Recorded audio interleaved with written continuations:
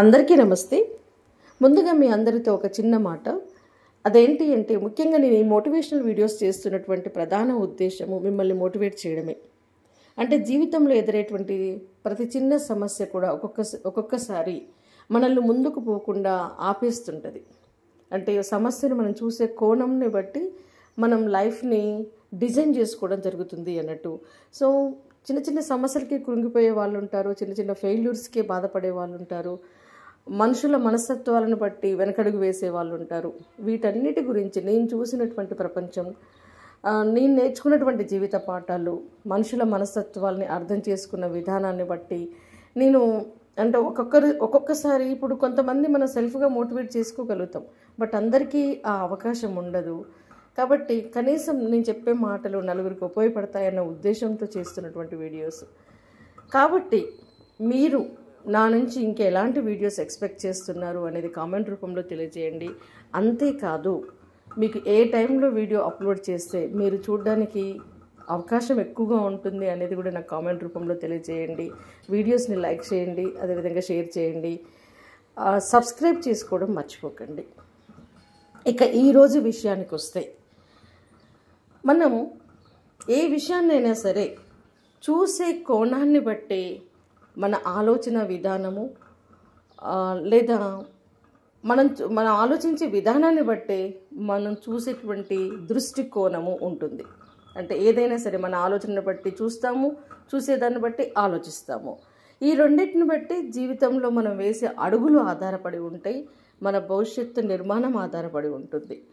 జీవితంలో మనం ఎదుర్కొన్నటువంటి ప్రతి సమస్య కూడా దాన్ని మనం ఎలా తీసుకుంటున్నాము, ఎలా స్వీకరిస్తున్నాము అనే విషయాన్ని బట్టి అది మనకి పెద్దదిగా కనిపించడము లేదా చిన్నదిగా కనిపించడము అనేది జరుగుతుంది. అంటే ఒక్కొక్కసారి చిన్న సమస్యలు కూడా మనకు చాలా పెద్దవిగా ఒక పెనుభూతంలాగా భయపెడుతుంటాయి. అదే మనం దాన్ని చూసే విషయంలో ఒక చిన్న దృష్టి కోణాన్ని కనుక మనం సవరించుకోగలిగితే మన జీవితమే పూర్తిగా మారిపోతుంది.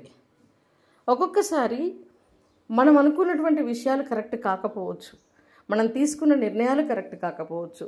అంటే ఒక చిన్న అడ్డంకి రాగానే మనం భయపడిపోయి పెద్దగా ఊహించుకుంటుండొచ్చు, కానీ ఆ అడ్డంకిని దాటితే విజయం మీకోసం ఎదురు చూస్తుందేమో.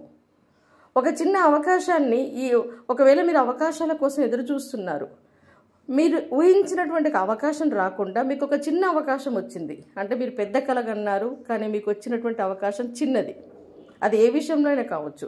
అంటే మీరు పెద్ద శాలరీతో కూడినటువంటి జాబ్ కోసం వెయిట్ చేస్తున్నారు, మీకు వచ్చినటువంటి జాబు చిన్న జాబ్ కావచ్చు, మీరు ఊహించినటువంటి శాలరీ అక్కడ లేకపోవచ్చు, మీరు ఊహించుకున్నటువంటి జీవితం మీకు ఎదురు కాకపోవచ్చు, మీ కళలు వేరు, మీకు ఎదురవుతున్నటువంటి జీవితం వేరు కావచ్చు. కానీ కొన్ని క్షణాలు లేదా కొన్ని రోజులు మన సహనం వహిస్తే, ఓపిక పట్టి మనకు ఎదురైనటువంటి అవకాశాన్ని సద్వినియోగం చేసుకుంటే, మనకు ఎదురైనటువంటి చిన్న ఆటంకాన్ని మనం దాటగలిగితే ఖచ్చితంగా దాని వెనకనే దాని తర్వాతనే మన కోసం మరొక పెద్ద అవకాశం ఎదురు చూస్తుందని గ్రహించాలి. కానీ ఇక్కడ చాలామంది చేస్తున్న విషయం ఏంటి అంటే ఆ చిన్న ఆటంకం ఎదురు కాగానే అక్కడే ఆగిపోతున్నారు. దాని తర్వాత ఆ ఆటంకానికి అవతల ఉన్నటువంటి విజయాన్ని అందుకోలేకపోతున్నారు. ఒక చిన్న అవకాశం వచ్చిందని వదిలేసుకుంటే, ఇది నాకు సూట్ కాదు అని మీరు వదిలేసుకుంటే, ఆ తర్వాత రాబోయే పెద్ద అవకాశాన్ని వదిలేసుకుంటారు. ఇలా ఒక్కొక్కసారి మనం ఆలోచించే విధానం కరెక్ట్ కాదు. కాబట్టి ప్రతి అవకాశాన్ని, ప్రతి అడ్డంకిని మనం సద్వినియోగం చేసుకోవాలి. ఇక్కడ ఒక చిన్న కథ చూడండి. అంటే ఆలోచన విధానంలో ఎంత మార్పు ఉంటుందని చెప్పడానికి. ఒక ఊర్లో ఒక అబ్బాయి జీవితంలో అన్ని నిరాశ నిస్పృహలతోటి తను అనుకున్నటువంటి జీవితం ఎదురు కాలేదని అలా రోడ్డు మీద నడుచుకుంటూ పోతున్నప్పుడు ఒక పెద్ద అతను తనకి కారుతున్నటువంటి కుండలో నీళ్లు తీసుకుని పోతూ కనిపించాడు. ఈ అబ్బాయి అసలే నిరాశ నిస్పృహల్లో ఉంటే ఆ పెద్ద అతను ఆ ఊరు బయట ఉన్నటువంటి నది నుంచి నీళ్లు మోసుకుంటూ ఊరిలోకి వస్తున్నాడు. కానీ తను మోస్తున్నాడు బరువు, కానీ కుండలో నుంచి నీళ్లు కారిపోతున్నాయి. చిల్లులు పడినటువంటి కుండ నుంచి నీళ్లు మూసుకొని వస్తున్నాడు. ఈ యువకుడికి ఆశ్చర్యం వేసింది అన్నట్టు, ఏంటి ఈయన చేసి పిచ్చి పని, నీళ్ళు కారిపోతుంటే అలాగే మోసుకెళ్తున్నాడు అని. సో అతన్ని అడిగాడు ఆ పెద్ద ఆయన్ని, ఏంటండి మీరు ఇలా నీళ్ళు మోసుకెళ్తే మీకు ఏంటి లాభం?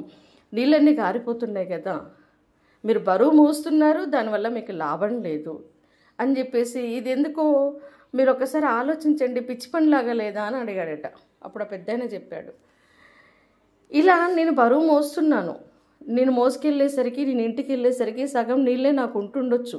కానీ నేను మోస్తున్నప్పుడు ఈ చిల్లులు పడిన కుండలో నుంచి పడిన నీళ్ళ వల్ల ఇక్కడ రోడ్డు మీద పడినటువంటి, దారికి ఇరువైపులా పడినటువంటి విత్తనాలు మొలకెత్తిగా చూడు, చిన్న చిన్న పూలు పూసేటువంటి మొక్కలు మొలిచాయి, కాయలు కాసేటువంటి పండ్లనిచ్చేటువంటి మొక్కలు మొలిచాయి, నీడనిచ్చే చెట్లు ఎదిగాయి. ఇదంతా కూడా ఈ చిల్లులు పడినటువంటి కుండ నుంచి వచ్చినటువంటి నీళ్ళ వల్లనే అని సమాధానం చెప్పాడట.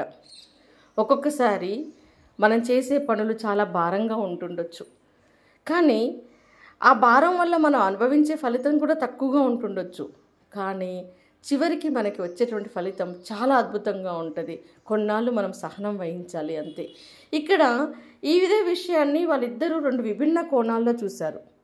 మొదటి వ్యక్తికి ఏమో అది పిచ్చి పనిలాగా అనిపించింది, ఎందుకంటే తన మనసంతా కూడా నిరాశ నిస్పృహలతో కూరుకొని ఉంది కాబట్టి. అదే రెండవ వ్యక్తికి ఏంటి అంటే, సరే నేను కష్టపడుతున్నా, సగం నీళ్లు నేల పాలవుతున్నా కూడా ఇక్కడ ఒక మంచి పని జరుగుతుంది కదా అని ఆలోచించాడు. అంటే ఏ సమస్యనైనా సరే మనం చూసే దృష్టి కోణాన్ని బట్టి ఉంటుంది అని చెప్పడానికి ఈ కథ చాలా మంచి ఉదాహరణ. సో ఆ పెద్ద అతను చెప్పగానే ఆ యువకుడి యొక్క ఆలోచన విధానం మారిపోయింది. నిజమే కదా, నేనెందుకు ఇంత నిరాశ నిస్పృహల్లో ఉన్నాను? కష్టాలు వచ్చినప్పుడు తడబడకండి, వాటిని జయించడానికి మెట్లుగా చేసుకోండి. ఈరోజు నేను కష్టపడుతుండొచ్చు, ఇలాగే కష్టపడితే రేపు నాకు సుఖం వస్తుందేమో, నేను అనుకున్నటువంటి కలలన్నీ నెరవేరుతాయేమో, నేను ఆలోచించే విధానం కరెక్ట్ కాదు, అనవసరంగా ఇన్ని రోజులు నేను ఒక డిప్రెషన్ తోటి, ఒక నిరాశ నిస్పృహలతోటి కూరుకొని పోయి నేను సంతోషంగా లేను, నా కుటుంబాన్ని సంతోషంగా ఉంచలేదు అని చెప్పేసి తన ఆలోచనను మార్చుకొని, అంటే పాజిటివ్ దృక్పథాన్ని ఏర్పరచుకొని తను మళ్ళీ వెనక్కి తిరిగి వెళ్ళిపోయాడు. అంటే ఏ విషయం పట్లనైనా సరే సక్సెస్ అయినటువంటి పీపుల్ యొక్క ఆలోచన విధానము చాలా పాజిటివ్గా ఉంటుంది. ఓడిపోగానే కురింగిపోరు, బాధలు ఎదురుకాగానే వాళ్ళు వెనకడుగు వేయరు, అడ్డంకులు ఎదురుకాగానే వెనకడుగు వేయరు, అడ్డంకులకు ఎదురెళ్తారు, ఓటమిని వెంటాడుతారు, సక్సెస్ని సాధించుకుంటారు. ఏదైనా సరే ఒకటి సమస్య వచ్చినప్పుడు సమస్యను మనం వెంటాడాలి. భయపడుతూ కూర్చుంటే ప్రతిదీ మనల్ని భయపెట్టిస్తుంది. ఒక్కసారి నిరాశలోకి మనం వెళ్ళిపోయాము అంటే ఇక మనం వేసే ప్రతి అడుగు కూడా నిరాశ వైపే ఉంటాయి. కాబట్టి ఎప్పటికప్పుడు మన ఆలోచన దృక్పథాన్ని, మనం చూసే దృష్టికోణాన్ని మార్చుకుంటూ ఉండాలి. ఈరోజు నువ్వు కష్టపడుతుండొచ్చు కావచ్చు, కానీ ఈరోజు నీకు సక్సెస్ కాలేదు కావచ్చు, కానీ రేపు ఇంకొక రూపంలో నీ కోసం సక్సెస్ ఎదురు చూస్తుందని నువ్వు అనుకోవాలి. పాజిటివ్ దృక్పథం. కష్టపడాలి, కష్టం యొక్క ఫలితం ఇవాళ కాకపోయినా రేపైనా ఉంటుంది.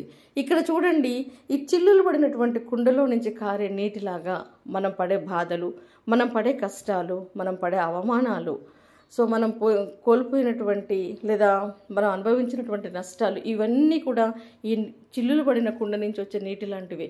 కానీ ఏదో ఒకరోజు ఇవన్నీ కూడా ఈ పూలవనంలాగా, ఈ పండ్లనిచ్చే మొక్కల్లాగా, ఈ నీడనిచ్చే చెట్లలాగా మన ముందు ప్రతిఫలిస్తాయి, ఫలితాల రూపంలో మనకు వచ్చి చేరుతాయి. కాబట్టి సహనం వహించండి, చూసే దృష్టికోణాన్ని మార్చుకోండి, సమస్యని చాలా చిన్నదిగా చూడండి, సమస్య తర్వాత వచ్చే అవకాశాలను ఒడిసిపట్టుకోండి, ప్రతి సమస్యని, ప్రతి కష్టాన్ని అవకాశంగా మార్చుకోండి.